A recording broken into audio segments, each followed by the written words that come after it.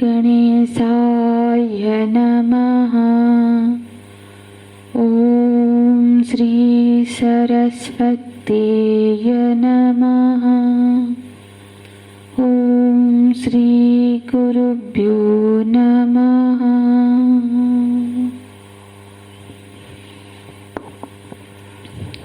गीता जी के द्वितीय अध्याय का 31वां श्लोक आज पाठ करेंगे। स्वधर्ममपि चावेक्ष्य न विकम्पितुमर्हसि धर्म्याधियुद्धाश्रेयोऽन्यत् क्षत्रियस्य न विद्यते। क्षत्रियस्य न विद्यते।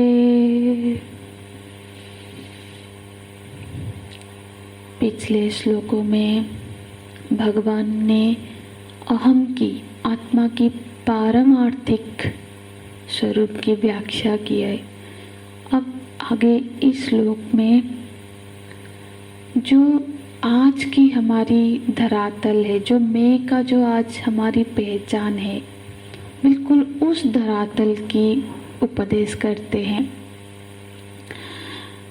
पिछले कक्षा में हमने जो व्यवहारिक धरातल पर हमारी पहचान की चर्चा की थी कि व्यवहारिक धरातल पर जो हम की दो तरह से उसकी पहचान होती है। एक होता है शास्त्र के आधार पर और दूसरा होता है सामाजिक व्यवस्था के आधार पर।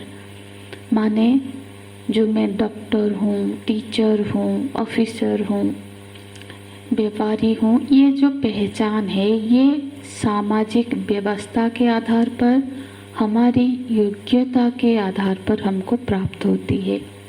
और ठीक इस तरह से जब हमारा जन्म होता है तब हमारी कुछ शास्त्र के अनुसार हमारी पहचान होती है।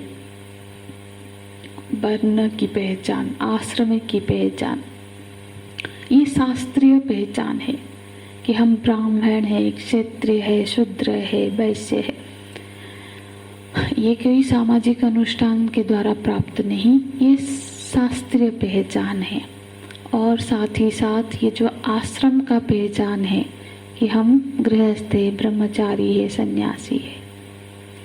तो ये जो सारी हमारी पहचान है, जो ब्राह्मण, क्षत्रिय आदि, ये शास्त्रीय पहचान भी, ये भी अध्यारोपित ही है, क्योंकि वास्तव में तो हम शुद्ध चैतन्य तत्व है, शुद्ध चैतन्य आत्मा है।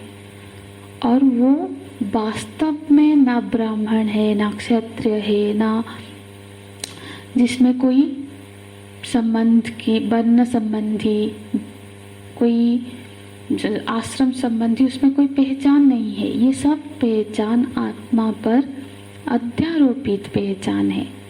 मैं को ही तो हम ब्राह्मण बोलते हैं ना, जो कि मैं ब्राह्मण हूँ, क्षत्रिय हूँ, गृहस्थ हूँ, ब्रह्मचारी हूँ। और जो ये मैं जो आत्मा है वो शुद्ध चैतन्य आत्मा है। तो ये शास्त्र संबंधी पहचान भी वास्तव में आत्मा के ऊपर अध्यारोपित है। और इस अध्यारोपण को ही हमको मिटाना है ना। तो ऐसा नहीं है कि मतलब आत्मा के दृष्टि से समझे तो सब एक जैसा है। जैसे कोई मानो कि ये किसी डॉक्टर के पास 4 तरह के बीमारी रोगी आते हैं। किसी को डायबिटीज हुआ है, किसी को किडनी का प्रॉब्लम है, किसी को बुखार है, किसी को और कोई प्रॉब्लम है हड्डियों में। तो वो उसके लिए चारों बीमारी है और वो सबको एक जैसा ट्रीटमेंट नहीं करेगा। सबके अपने अपने रोग के आधार पर उनको दवाई देगा, उनका खान पान निर्धारण करेगा। उसी तरह से ये चारों वर्णों को हम समझ सकते हैं। आत्मा की दृष्टि से, डॉक्टर की दृष्टि से ये अच्छा बीमार रोगी है, वो बुरा रोगी है, ऐसा नहीं है। वो रोगी है और तो इसी तरह से ये वर्ण व्यवस्था, ये सब रोग ही है, आत्मा के ऊपर अध्यारोपित है। तो अब भगवान अर्जुन को देख रहे हैं किस तरह से, एक क्षत्रिय के रूप में। तुम क्षत्रिय हो, ये जो क्षत्रियों की जो पहचान है, ये शास्त्रीय पहचान है अर्जुन जी का। तो फिर तुम्हारा ये पहचान के हिसाब से तुम्हारा कुछ कर्तव्य है। हाँ, ये तुम्हारे कर्तव्य है। तो क्योंकि अपना पूर्व अर्जित कर्म और पूर्व अर्जित संस्कार के आधार पर जो हमारी शास्त्रीय और सामाजिक पहचान बनी है, और उस पहचान के आधार पर जो हमारा कर्तव्य निर्धारित हुआ है, उस कर्तव्य को बोला जाता है स्वधर्म। तो 31वां श्लोक में भगवान बोलते हैं स्वधर्म अपि चावेक्ष्य। स्वधर्म हमको क्लियर होना चाहिए कि ये स्वधर्म क्या है। स्वधर्म मतलब हिंदू मुसलमान ये धर्म नहीं है। स्वधर्म मतलब हमारी पहचान के हिसाब से जो हमारा निर्धारित कर्तव्य कर्म है, वो हमारे लिए स्वधर्म है। इस शब्द पे भगवान बहुत जोर देते हैं। आगे के श्लोकों में भी आएगा, स्वधर्मे निधनम श्रेयः। अपने धर्म का आचरण करते हुए मृत्यु हो जाए तब भी श्रेयस्कर है, लेकिन परधर्म का अनुष्ठान मत करना, परो धर्म भयावह।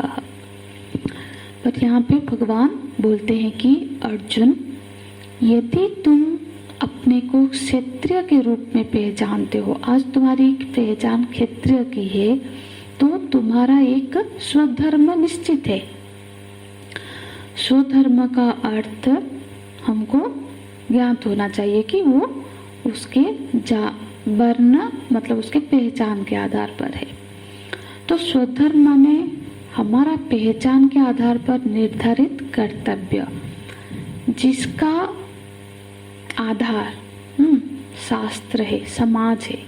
और ये जो जाति वर्ण संबंधी ये जो पहचान है, जो भी हमको जो प्राप्त हुआ है, ये जो हमारी वर्ण जाति, ये एक शरीर में एक निर्धारित होता है, एक ही बार होता है ना। एक जो इस शरीर में जो भी वर्ण है हमारा, वो निर्धारित है।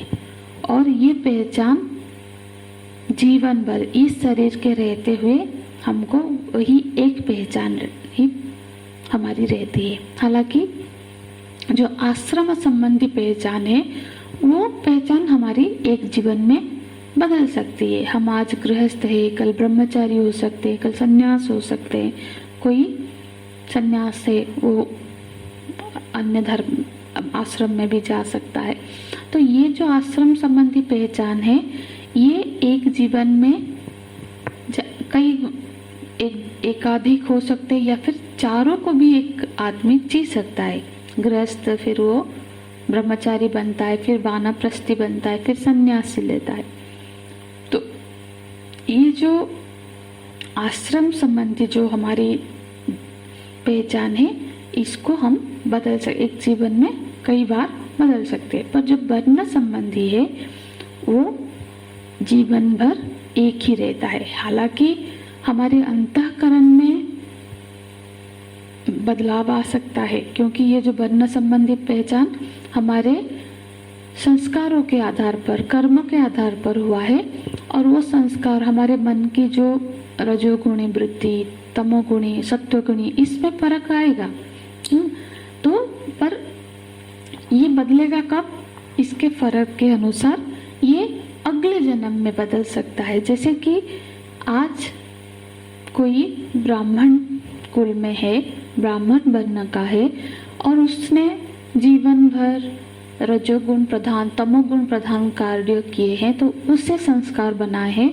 तो यदि उसको फिर से मानव शरीर प्राप्त होता है, तो रजो और तमोगुण के आधार पर उस वर्ण में उसका जन्म होगा। और ये उल्टा भी हो सकता है, यदि कोई अभी वैश्य है पर उसमें सत्वगुण की प्रधानता से वो अपने ऐसे कर्म, अपने ऐसे संस्कार बनाए हैं, तो अगले जन्म में वो ब्राह्मण कुल में पैदा हो सकता है। पर ये तब हो सकता है जब इस शरीर के बाद दूसरे जन्म में। तो अब अर्जुन जी को देखते हैं, तो उनके वर्ण की दृष्टि से अर्जुन जी के पहचान क्षेत्र की है और आश्रम की दृष्टि से उनकी पहचान गृहस्थ की है। तो दोनों ही पहचान के आधार पर उनके जो कर्तव्य निर्धारण हुए हैं, उस कर्तव्य को यहाँ पे भगवान स्वधर्म कह रहे हैं। स्वधर्म अपि चावेक्ष्य, मतलब इस स्वधर्म को देखते हुए भी अर्जुन अवेक्ष्य, अवेक्ष्य माने देखते हुए भी, यदि तुम्हारी दृष्टि स्वधर्म पर ही है, अपि माने यदि तुम अपने आप को आत्मा के रूप में नहीं देख पा रहे हो, अभी अपने आप को जीव के रूप में भी नहीं देख पा रहे हो, देह के रूप में भी नहीं समझ पा रहे हो, तो कम से कम जो स्वधर्म प्रति, उसके प्रति यदि तुम्हारी दृष्टि है कि मैं क्षत्रिय हूँ, तब भी स्वधर्म भी चावेक्ष्य, स्वधर्म को देखते हुए भी तुम्हें इस युद्ध रूप कार्य से विचलित नहीं होना चाहिए। न विकम्पितुम अर्हसि, विकम्पितुम माने विचलित, तुम्हें अपने युद्ध रूपी कार्य से विचलित नहीं होना चाहिए। ये बिल्कुल मतलब इस धरातल पर भगवान, इस बाह्य पहचान के धरातल पर भगवान चर्चा कर रहे कि यदि तुम अपने आप को क्षत्रिय के रूप में देखते हो, तो तुम्हारा धर्म क्या है? पलायन क्षत्रिय का धर्म नहीं है, और तुमने पलायनवाद स्वीकार कर लिया है। जब लड़ाई का मौका आया है, तब तुम युद्धभूमि से भागे जा रहे हो। क्यों भागते हो? ये पलायनवाद तुम्हारे लिए ठीक नहीं है। धर्म्यात् युद्धात् श्रेयो अन्यत् क्षत्रियस्य न विद्यते। बोलते हैं कि क्षत्रिय के रूप में अब तुम्हारी पहचान है, क्या कर्तव्य है कि युद्ध करना। इसलिए युद्ध रूपी कर्तव्य से तुमको विचलित नहीं होना चाहिए, क्योंकि क्षत्रियस्य श्रेयः, क्षत्रिय के लिए ये श्रेयस्कर है, मंगलमयी है। यदि कोई कार्य थे और ये युद्ध है, धर्म युद्ध, वहाँ पे युद्ध का फिर विशेषण देते हैं धर्मात् युद्ध। ऐसा ही युद्ध नहीं, कोई भी युद्ध नहीं, धर्म के लिए हो रहा हो युद्ध। ऐसा नहीं कि इसको पढ़ लिए और राजपूतों ने बताया कि अरे गीता जी ने तो, भगवान ने कहा कि युद्ध में मारा जाए, वीर गति को प्राप्त हो, तो वो श्रेय का मार्ग है, उससे वीर स्वर्ग की प्राप्ति होती है। और युद्ध तो कहीं हो नहीं रहा है, तो चलो 4 दोस्तों ने आपस में बात की और चलो हम ही युद्ध करते हैं आपस में, ताकि मरेंगे तो स्वर्ग प्राप्त होगा। ऐसा नहीं, वो युद्ध जो धर्म सम्मत हो, वो युद्ध जो जिसमें धर्म सम्मिलित है, जो युद्ध जो धर्म के अनुसार निर्धारित किया गया है, ऐसा युद्ध जो है वो युद्ध ही क्षत्रिय के लिए मंगल का हेतु है। क्षत्रियस्य युद्धात् अन्यत् श्रेयः न विद्यते। क्षत्रिय अर्थात अन्यत माने युद्ध के, इस युद्ध के भीतर अन्य कोई श्रेय का मार्ग उसके लिए नहीं है, धर्म युद्ध के अलावा। और को ऐसा भगवान कह रहे हैं, स्वधर्म की दृष्टि से भी ये धर्म युद्ध ही श्रेय का मार्ग है। तो फिर कोई प्रश्न उठ सकता है मन में कि भगवान श्रेय के लिए तो आत्मज्ञान चाहिए, और आप कहते हैं कि युद्धात् अन्यत् न विद्यते। इसको ऐसे समझते हैं कि एक व्यक्ति में जो क्षत्रिय के रूप में उसकी पहचान है, माने उसके अंदर वो जो क्षत्रिय वाले संस्कार है, वो जो रजोगुणी संस्कार है, उन संस्कारों को जब धर्म युद्ध के द्वारा वो क्षय होगा, तब जाके वो सर्व कर्म संन्यास के स्तर पर आएगा और उस स्तर पर जब अंतःकरण की ऐसी स्थिति बनेगी तब जाके आत्मज्ञान को वो प्राप्त कर पाएगा और श्रेय की प्राप्ति कर पाएगा।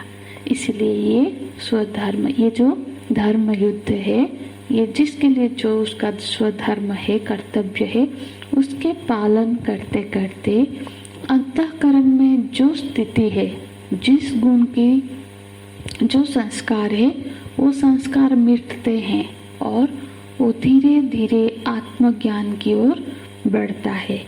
इसीलिए ये जो हमारा स्वधर्म का पालन ही श्रेय के मार्ग में चलने का हेतु बनता है। ओम तत्सत।